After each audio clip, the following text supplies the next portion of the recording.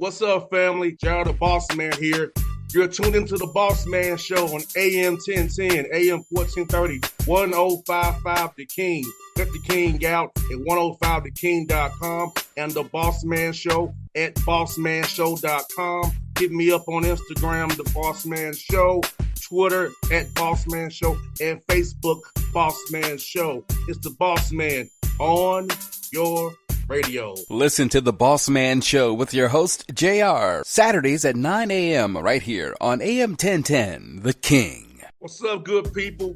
BetOnline is your number one source for all your betting needs. The latest odds, lines, and matchup reports for baseball, boxing, golf, and more.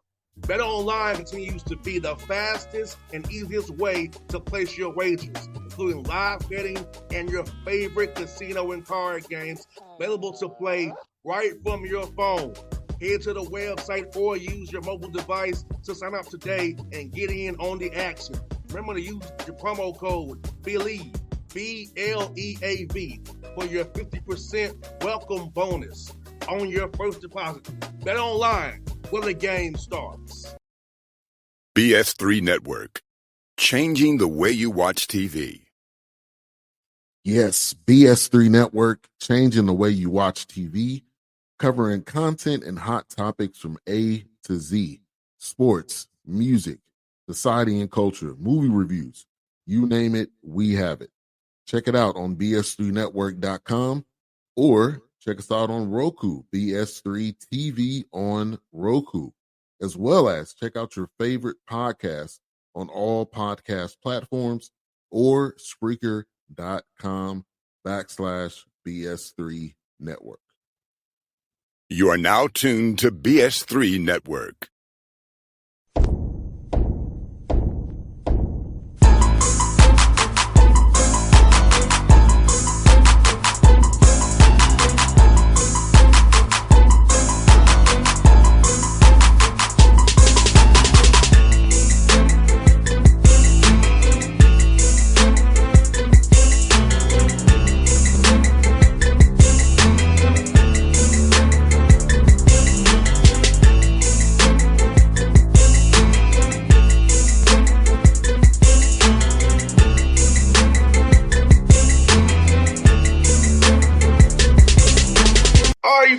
Back on the Bossman Show, friend of the show, Coach Mike McGarvey, Lafayette Leopards out of the Patriot League. Mike, good to see you, man. Good to see you this summer in Atlanta as well at Lake Point. How you doing, brother? I'm doing very well. Thanks for having me on again. It was great to see you in the summertime out recruiting in your hometown, which is always fun. Yes, indeed, man. Let me ask you, man, how's it been this offseason for you? Trying to get things going and get out to your first full year as the head coach now, and second going into year two now. So how'd you kind of self-scout this summer for you and your staff to make sure you all are getting better and staying ahead of the curve right now? Yeah, that's a great question. I think we finished very well, right? Tied for second in the Patriot League, and we got close enough to compete for a championship in mid-February. So that's what you want to be doing as a team and want your program to be competitive in that way.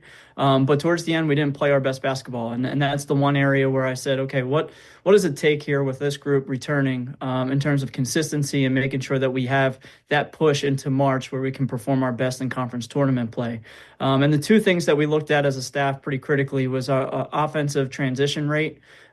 We scored it pretty well when we were in transition, but we were a slower paced team and we didn't get out often enough to get easy baskets. So that's one area that we'll focus on moving into this season, to play a little bit faster and make sure that we're trying to get earlier baskets in transition with advantage play. And then the other area was offensive rebounding. So those two things, and I think those two areas contributed to pace of play, put us in some positions where we had to grind out some games, especially late in games with tight scores. So if we can improve in those areas, I think, we'll be a much better offensive team all around. But it will just contribute to having more balance from the defensive end to the offensive end. 100%, and I know a lot of coaches have been talking to me about wanting to crash your glass a little bit more. So how do you kind of balance crashing versus getting back in transition? I know it's always a tough balance trying to balance those two things. How much do we crash? How much do we get back in transition? So how do you kind of balance that as well? Yeah, I think just being comfortable with having the more aggressive mindset. And, we might give up a layup now and then if we're going and we're crashing and we're trying to get offensive rebounds. But over a 40-minute game, if we can go offensive rebound and get more possessions and get more stickbacks and opportunities at the rim or kick out threes, then whatever we give up in transition, although it might be very loud, it might be a breakaway or something like that. It might be, by percentages, I think we'll be in a better position to score rather than give up transition. So it is a balancing act, but it starts with just the mentality of we're going to be aggressive, we're going to go after the ball, and the objective for defense, at least for us, is to get the ball back anyway. So if we can go get that off of the rim before we have to play defense, then that's good for us. In this summer, how much did you use analytics to show your guys who were returning from last year and the guys transferring in about their hot and cold zones? I know my dad talked about with his players, even in high school, you're not good inside the floor. You shoot from the right side of the floor right here. So how much do you use analytics to help your guys understand where their shot profile should be at and what's a good shot for them inside your offense? Yeah, we're very fortunate. So I'm an assistant coach in Nikolai Arnold, who has been, heading our analytics ever since I was the head coach at Lycoming. So he's got years under his belt in looking at objective statistics and how that applies to not only individual performances, but also our team and lineup data as well. He's also took the initiative and started an analytics group on campus for for students in general, to be part of our team and help us out with some behind the scenes data tracking. So we've done that pretty extensively as a staff. But how much do we share with the players? That's always the debate. Yes. And I think it gives us some good indicators on some areas of improvement and what some of the guys are doing very well. And we'll have those conversations and we'll show the numbers to back up those things in terms of trying to get them to perform at an optimal level. But at the end of the day, it's also a player's game, and we want them to be free to make decisions and to feel confident in doing that and not be overloaded by information. So we share, but we don't overload them with that info so that they feel like they can't make the decision on the court and be a ball player. 100%. And that's that great balance again about how much to give, make sure there's the right mix of it. And this summer, Mike, with you guys' workouts, was it more development-wise or more trying to do team stuff? Because with this new era we're in, we have a new team every year. So how much do you have to kind of tweak the summer to say, let's do some concepts, offensive and defensive, versus just sheer development all summer long? Yeah, we're fortunate. We didn't have any scholarship players enter the transfer portal. So I felt really good about our team and the returning group that we have. We've got 6 seniors that have all played meaningful minutes, and we've got a group of really talented freshmen to come in here. So for the summertime, it was a little bit more big picture concepts, trying to get the guys to play a little bit faster, like we mentioned before, to get the competitive nature in a practice setting ramped up as quickly as we possibly could, especially for the younger first-year players to get acclimated with what it takes to be consistent on the court over the duration of an hour workout or 2-hour practice. So that's where we spent most of our time. But also, we've got really good player development. I mentioned Coach Nikolai Arnold with the analytics, but we've got 3 other assistant coaches in Darius Dangerfield, Sean O'Brien, and Cameron Ayers, who played at a significantly high level and have all had individual careers that our guys look up to. So having them on the court to improve skills and get extra shots and to see the game in different ways from an individual standpoint was the secondary aspect of how we used the summer. No doubt. And Mike, for those young guys, man, talk about getting them to see about how to have the right habits, be consistent every day in the weight room, in the film room, off the court, really loving the game of basketball and getting those guys to understand how much dedication it takes at the D1 level to be a great player. Sure. I think we did a nice job of recruiting players that already have that. And it's not perfect, right? So every single individual has a different journey, and when it relates to like how much effort do they put into it, do they understand how to manage their day, what aspects of their game are they really focusing on, whether it's diet, sleep, film study, extra shots, whatever it might be. So all those things go into creating the optimal performance when it comes time to play. So we do spend significant time trying to help guys and meet them where they're at, and then push them a little bit further and take it 1 week at a time. But really, I feel great because our first year guys, not only do they have great habits on and off the court, but they also have great enthusiasm. So I mentioned that combination of having upperclassmen that have been in significant games and can lead with the enthusiasm and talent of our younger group. So it's been a really cool culture and dynamic for this year. You got 5 freshmen, and this world of everyone gets older and stay older. You have 5 young guys in the pipeline. So talk about high school recruiting right now and how, as the COVID guys age out this year, and the high majors are looking at the high school guys, how can get some quality talent internationally and domestically of high school player that you usually wouldn't get when guys are just focused on being old and staying old in that portal. Yeah, well, look, Lafayette is one of the best academic schools in the country, right? So we're fortunate to be in that cluster of Ivy and Patriot League schools that provide strong academics and Division I basketball. So that helps us attract talented student athletes, regardless of whether it's transfer portal or freshmen out of high school. Where I think, I mentioned that we didn't have any scholarship players enter the portal.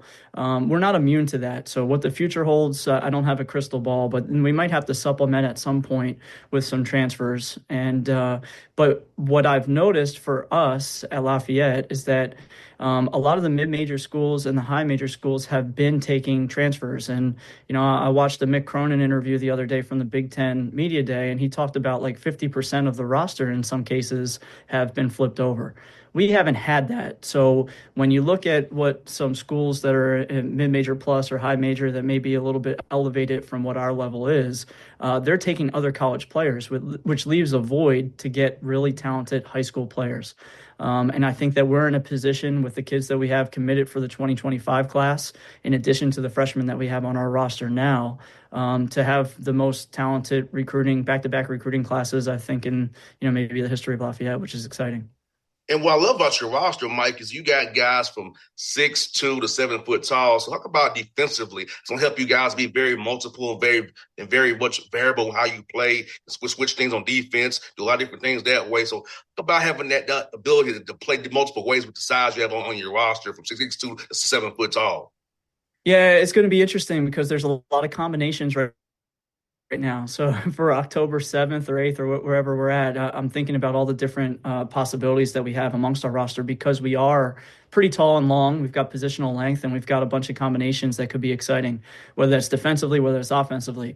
But yeah, I think that to speak specifically to defense, we're anchored by a 7-footer who is one of the best shot blockers and rim protectors in the country a year ago as a junior, in Justin Vanderbond. So having that stability to protect the rim, to cover in ball screens, to be able to alter shots and defensive rebound is something that every single coach wants in their program because it allows you to be a good defensive team with that type of anchor. And then the athleticism and the ranginess with our wings and our forwards. Our speed is really impressive with our guard play. So we can be creative. We can trap a little bit. We can play more 94 feet. We can switch ball screens. We can trap the ball screens. We can rotate out of some things aggressively.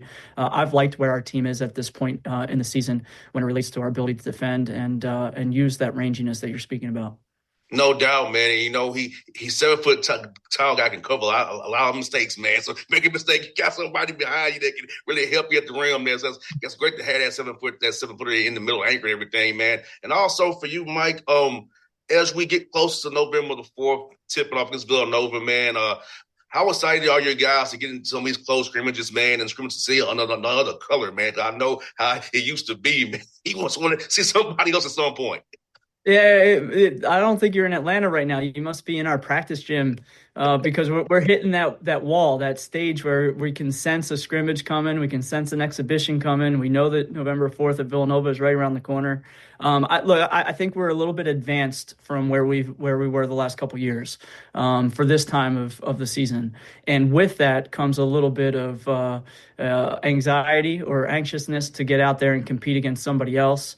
We're sensing that. We're feeling that out. It's getting a little bit monotonous competing against each other, and we play really hard on a consistent basis. So we're looking forward to seeing a different color jersey and seeing where we stand with them. It's not going to be pretty basketball, obviously, in October, but when we get into November and we start playing those games, it's going to be fun to see where we're at.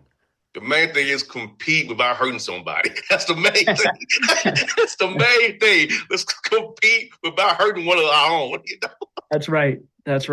Hey, that's happening all across the country. I mean, yeah, I talked to a bunch of friends and their programs, and they've got some injuries. And 2 weeks or 3 weeks into like the 20-hour season, you start to get a little bit of those things as you anticipate playing some games. But we've been, knock on wood, we've been okay and pretty healthy, and hopefully that remains that way. Yes, no doubt, Mike. I was looking at your schedule, man. You got Villanova, as you mentioned, LaSalle. You got Rhode Island. You go down to GW. Talk about those playing those teams like that, man, and preparing you for that Petro League play, and just knowing to get that experience of playing in these different historic places in Pennsylvania and around the Mid-Atlantic area, and really get to show what they can do against higher competition. Yeah, for sure. For us being in East Coast and Mid-Atlantic, located in, right outside of Philadelphia and close to New York, for us to play those games is important. We've got a lot of alumni in the region. And our players love playing those higher level games, right? So getting a chance to compete against those is good experience, but it also tells us exactly where we're at. And if you look at what happened a year ago, like we did not perform well playing a really tough schedule and we didn't get the wins, but the things that we were doing, we felt comfortable that they were going to translate once we hit Patriot League play. So playing that tough schedule allowed us to start off with a 7-game win streak in Patriot League play and put us in position to kind of make a run and be competitive in our conference, which ultimately is what we want to do year in and year out. As we look into this non-conference schedule, I think it's going to be a little bit of the same. We're going to play some elevated talent, some big programs, and I think that it's going to give our guys a chance to be competitive right away, but also understand that things that we're doing now, we're preparing ourselves for in January and February, and then ultimately in March when it all matters for us mid majors. And Mike, how cool is it to have a MTE on campus, man? Talk about that, man. The experience having an MTE on campus, getting quality opponents to come in and play you guys and really show off what Lafayette's all about, man. Yeah, it's great. So like in our region where you have access to so many different areas in the Lehigh Valley, it's easy to travel in from the north, from the south. You can fly into Newark or New York. You can fly into Philadelphia. We have an Allentown airport. So when we sat down as a staff and thought about, well, what are we going to do for especially the holiday after Thanksgiving? Can we play in a tournament? Can we host a tournament? We felt like this area provides a great opportunity to host teams in terms of what accommodations we have, locally, but then also to host home games against teams that are like us. Those were the two top priorities. So I'm really excited for that. I hope that we are going to have a lot of support in our own building in Kirby. But I know the players are excited too. We don't have to travel over that time. We get a chance to play some home games, and it's right back to back to back. So it should be an exciting weekend. Yeah, kind of give you a little tournament feel to kind of prepare how that's going to go when tournament time comes around, so with that pressure of doing that, man. And so it's definitely great. And Mike, the last one for you, man, talk about how the Patriot League's basketball has even gotten so much better over the years, man, and how people should really check it out more because it's some quality ball going on in the Patriot League. And there's a lot of great coaches, a lot of great players, a lot of guys you'll see overseas eventually after they get done in Patriot League play. Yeah, you're right about that. So, you can look back into some of the recent future, and we've got guys like Mike Muscala and CJ McCollum, Malcolm Miller, and all in the NBA, right? So from our small league to have players in the NBA, and then also kind of littered across international basketball, there's plenty of graduates that have gone on to play professional basketball. So having the opportunity to play pro from our conference is definitely there, which is exciting for the players that we get a chance to coach. You hit the nail on the head. I got a ton of respect for the coaches in our league. They're very well studied. They run great concepts offensively and defensively. Every single game, you feel like each coach and team is very well prepared for what you're going to do. So you really have to bring your best to be able to be competitive in our conference day in and day out. I will say that I do believe that the league has gotten better this year compared to a year ago. I think most teams are improved in significant ways. Obviously, getting older is number one, but also, just like us, adding some talent. And we've got like 5 or 6 teams that return a ton from successful Patriot League seasons. So I think there's going to be a lot of parity within the conference, and it'll be fun to watch throughout the season for college basketball fans. Well, Mike, I hope we're talking in March, man, when you're going to the big dance. I hope we're talking in March, that off week, and then you see where you're going to see you there, man. So I'm put it in the air right now, man. I was going to say, it's great to see you in Atlanta. I'll be cheering for you all year long, man. And, anytime you want to come on the show, man, I'm glad to have you, brother. I appreciate you, my friend, and I hope to talk to you in March as well. Hey, thanks, Mike. Appreciate you, man. Thank you. BS3 Network. Changing the way you watch TV. Yes, BS3 Network, changing the way you watch TV, covering content and hot topics from A to Z. Sports, music, society and culture, movie reviews. You name it, we have it. Check it out on bs3network.com or check us out on Roku, BS3 TV on Roku, as well as check out your favorite podcasts on all podcast platforms or Spreaker.com/BS3 Network. You are now tuned to BS3 Network. What's up, good people? Bet Online is your number one source for all your betting needs. The latest odds, lines, and matchup reports for baseball, boxing, golf, and more. Bet Online continues to be the fastest and easiest way to place your wagers, including live betting and your favorite casino and card games available to play right from your phone. Head to the website or use your mobile device to sign up today and get in on the action. Remember to use your promo code BELIEVE, BLEAV, for your 50% welcome bonus on your first deposit. Bet Online, where the game starts. What's up, family? Gerald the Bossman here. You're tuned into the Bossman Show on AM 1010, AM 1430, 1055 The King. Check The King out at 105theking.com and the Bossman Show at bossmanshow.com. Hit me up on Instagram, The Bossman Show, Twitter at Bossman Show, and Facebook, Bossman Show. It's the Bossman on your radio. Listen to The Bossman Show with your host, JR, Saturdays at 9 a.m. right here on AM 1010, The King.